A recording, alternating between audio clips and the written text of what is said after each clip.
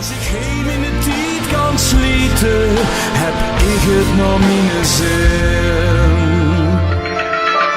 Ik hoop dat je even binnenkomt. Zoals dat je ziet, ben ik hard bezig met de opnames van mijn nieuwe CD. Die hier in september gaat die uitkomen, vlak voor de theatershow, die ook in het najaar gaat gebeuren. Een hoop werk, kei leuk om te doen.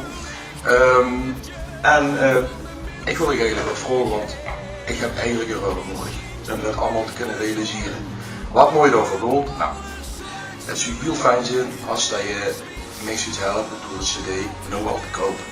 Als je de CD nu koopt, dan kost het die 30 euro. Ik huur ik denk ik van 30 euro voor een CD. Ja, dat is wel heel erg veel. Ja, dat is ook veel, maar daar krijg je dan ook wel wat voor terug. Want wat krijg je er voor terug? Neven een gesigneerd exemplaar van de CD, krijg je een keertje voor de theatershow in het Munttheater in Wiert. En dan even kan u een naam, als je dat zich ergens uit willen, kan er een naam van mij spelen in een boekje van de CD.